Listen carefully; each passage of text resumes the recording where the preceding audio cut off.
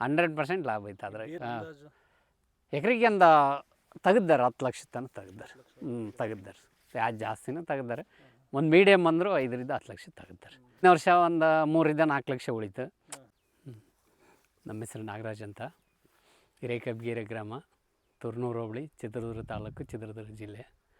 ನಾವೀಗಲೇ 4ನೇ ವರ್ಷದಿಂದ ದಾಳಿಂಬೆ ಬೆಳೀತಾ ಇದ್ದೀವಿ.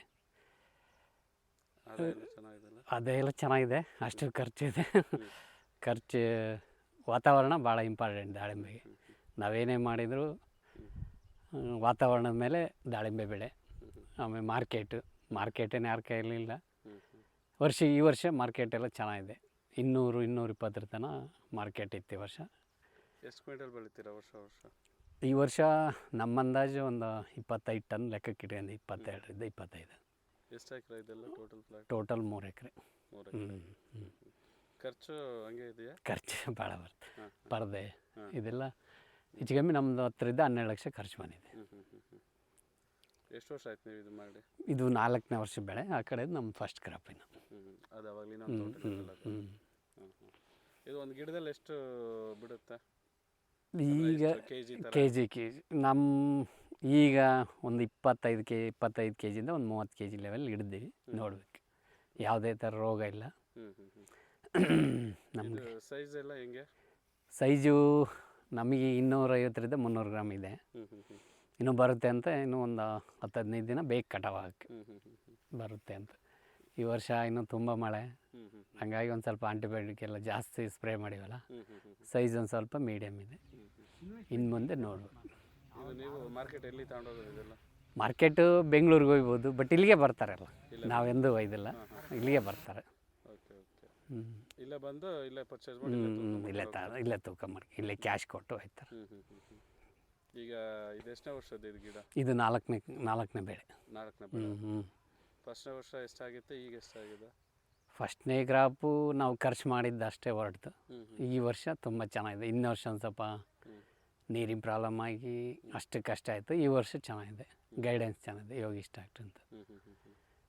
ನಿಮಗೆ ಇದು ಇನ್ಫಾರ್ಮೇಷನ್ ಎಲ್ಲ ಯಾವ ಥರ ಅಂದರೆ ನೀವೇ ಓನಾಗಿ ಇದು ಮಾಡಿದ್ದ? ಇಲ್ಲ, ಒಬ್ಬರು ಬರ್ತಾರೆ, ಅವರು ಹೊಸ್ತೂರ್ಗೆ, ಅವ್ರದ್ದು ಯೋಗಿಷ್ಟ ಆಗ್ತದೆ ಅಂತ ಬರ್ತಾರೆ. ನೆಕ್ಸ್ಟ್ ಯಾರಾದರೂ ಮಾಡೋರಿಗೆ ಏನು ಹೇಳ್ತೀರಾ? ಚೆನ್ನಾಗಿದೆ, ಮಾಡಿದಷ್ಟು ನೀಡು ಭಿಕ್ಷೆ ಅನ್ನೋ ಒಂದು ಇದೆ. ದಾಳಿಂಬೆ ಐತಲ್ಲ, ಒಳ್ಳೆ ಬೆಳೆ ವರ್ಕ್ ನೀಟಾಗಿ ಮಾಡಿದರೆ ಚೆನ್ನಾಗಿ ಬರುತ್ತೆ. ನಮ್ಮ ಅನುಭವ ಪ್ರಕಾರ. ಟೋಟಲ್ ಎಷ್ಟು ಸಿಕ್ಕಿತ್ತು ನಿಮಗೆ ಇದರಲ್ಲಿ ಬಂಡವಾಳ? ಅದೇ ಹೇಳಿದ್ನಲ್ಲ, ಇನ್ನೊಂದು ಸ್ವಲ್ಪ ನೀರಿನ ಪ್ರಾಬ್ಲಮ್ ಆಗಿ ನಮ್ಮ ಖರ್ಚು ಮಾಡಿದ್ದು ಸಿಕ್ಕ ಒಂದು 2-3 ಲಕ್ಷ ಲಾಭ ಆಯಿತು. ಈ ಸಲ ಚೆನ್ನಾಗೈತೆ, ಮಾರ್ಕೆಟು ಚೆನ್ನಾಗೈತೆ. ವರ್ಷಕ್ಕೆ 2-3 ಲಕ್ಷ ಅಂದರೆ ಖರ್ಚು ತೆಗೆದು 2-3 ಲಕ್ಷ ದೊಡ್ಡ? ಇಲ್ಲ, ಅಲ್ಲ, ಈ ಸಲ ಜಾಸ್ತಿ ಉಳಿಯುತ್ತೆ. ನಾನು ಹೇಳೋದು, ಇದು ಗಿಡ ಸ್ಟ್ರಾಂಗ್ ಆದಂಗೆಲ್ಲ ಒಂದು ಸ್ವಲ್ಪ ಜಾಸ್ತಿ ಆದಾಯ ಬರುತ್ತೆ.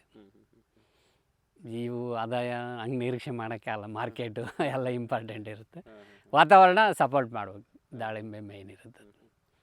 ಇದು ಈ ನೆಟ್ಟಲ್ಲಿ ಹಾಕಿದ್ರಲ್ಲ, ಇದೇನಕ್ಕೆ? ಇದು ಈ ಟೈಮಲ್ಲಿ ನಮಗೆ ಜುಲೈಯಿಂದ ಸೆಪ್ಟೆಂಬರ್ ಅಕ್ಟೋಬರ್ ತನಕ ಮಾರ್ತ್ ಅಂತ ಬರುತ್ತೆ ಊಜಿ. ಅವು ಕಂಟ್ರೋಲ್ ಮಾಡೋಕ್ಕೆ, ಆಮೇಲೆ ಗಿಳಿ, ಗುಬ್ಬಿ ಯಾವುದೇ ಥರ ಅವಾಯ್ಡ್ ಮಾಡೋಕ್ಕೆ ಇದನ್ನ ಹಾಕಿ. ನಾವು ಸ್ಟಾರ್ಟಿಂಗು ಚೆಂಬುಗುಣೆ ಹೊಡೆದಿರ್ತೀವಿ. ದನಿ ಗೊಬ್ಬರ ರೆಸಿಸ್ಟೆನ್ಸ್ ಪವರ್ ಬರೋದೇ ದನಿ ಗೊಬ್ಬರದಿಂದ.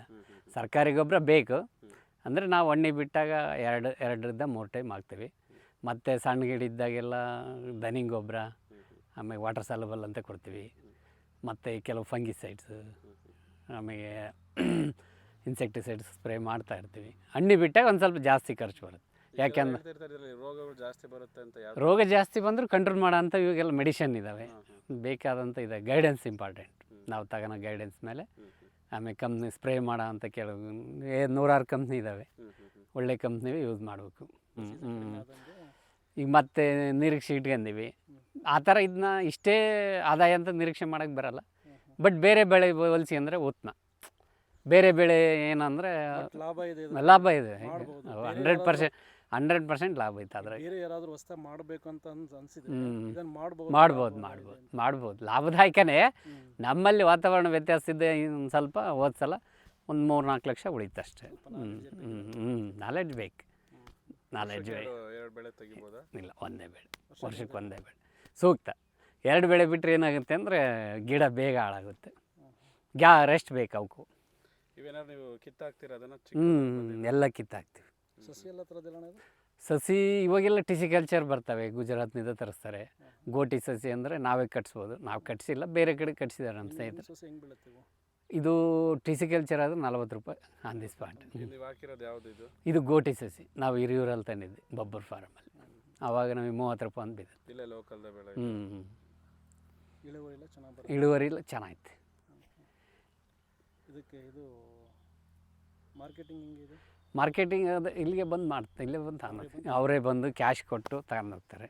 ಇಲ್ಲ ಅಂದ್ರೆ ಮಾರ್ಕೆಟಲ್ಲಿ 365 ದಿನ ಬೆಂಗಳೂರು ಬೇಕಾದಂಗೆ, ಬೆಂಗಳೂರೆಲ್ಲ ಫಾಸ್ಟ್. ಗಿಡ ಕಟ್ ಮಾಡ್ತೀರಾ ಅಥವಾ ಹೆಂಗೆ? ಹಾಂ ಮಾಡ್ತೀವಿ ಗಿಡ. ಅಂದರೆ ಬೆಳೆ ಎಲ್ಲ ಮುಗಿದ್ಮೇಲೆ 6 ತಿಂಗಳಿಗೆ ಒಂದ್ಸತಿ ಮಾಡ್ತೀರಾ? ಇಲ್ಲ, ಅವಾಗ ಹಣ್ಣಿ ಬಿಡಕ್ಕಾರ ಆ ಥರ ಕಟಿಂಗ್ ಬೇರೆ ಮಾಡ್ತೀವಿ. ಈಗೆಲ್ಲ ವಾಟರ್ ಶೂಟು ಅವೆಲ್ಲ ಅದಾವಲ್ಲ ಅವ್ನು ತೆಗಿಸ್ತಿರ್ತೀವಿ. ಇಲ್ಲ ಅಂದರೆ ಭಾಳ ಇದರಿಂದ ಸುಮ್ಮನೆ ನಾವೇನು ಮಾಡಿದ್ವಿ, ಒಂದು ಸ್ವಲ್ಪ ಡಿಸ್ಟೆನ್ಸ್ ಕಮ್ಮಿ ಮಾಡಿವಿ.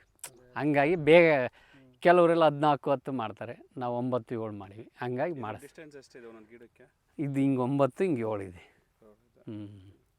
14-10 ಸೂಕ್ತ ಅಂತ. ಇದರಲ್ಲಿ ಮತ್ತೇನು ಬೆಸ ಏನು ಹೊಡ್ಸಕ್ಕೆ ಬರಲ್ಲ ಅಣ್ಣ ಇದರಲ್ಲಿ? ಇದರಲ್ಲಿ ಹೊಡೆಸ್ಬೋದು, ಸಣ್ಣವಿದ್ದ ಹೊಡೆಸ್ಬೋದು, ಹಣ್ಣಿ ಬಿಟ್ಟ ಮ್ಯಾಗ ಹೊಡೆಸ್ಬಾರ್ದು ಅಂತ ಹೇಳ್ತಾರೆ.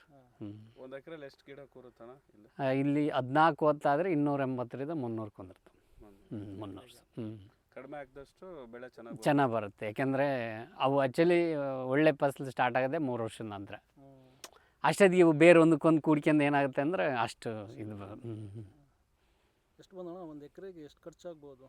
ಎಕರೆಗೆ ಒಂದು 300 ಗಿಡ ಬಿದ್ದರೆ ಹಣ್ಣಿ ಬಿಡೋ ಔಷಧಿ 1.5-1.5-2 ಲಕ್ಷ.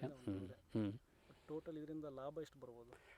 ಲಾಭ ಅಲ್ಲ, ಲಾಭ ಮಾರ್ಕೆಟಿನ ಮೇಲೆ ಡಿಪೆಂಡ್ ಇರುತ್ತೆ. ಮಾರ್ಕೆಟ್ ಎಕರೆಗೆ ಒಂದು ತೆಗೆದಾರೆ 10 ಲಕ್ಷ ತನಕ ತೆಗೆದಾರೆ. ತೆಗೆದಾರೆ, ಯಾರು ಜಾಸ್ತಿನೂ ತೆಗೆದಾರೆ. ಒಂದು ಮೀಡಿಯಮ್ ಅಂದರೂ 5-10 ಲಕ್ಷ ತೆಗೆದಾರೆ.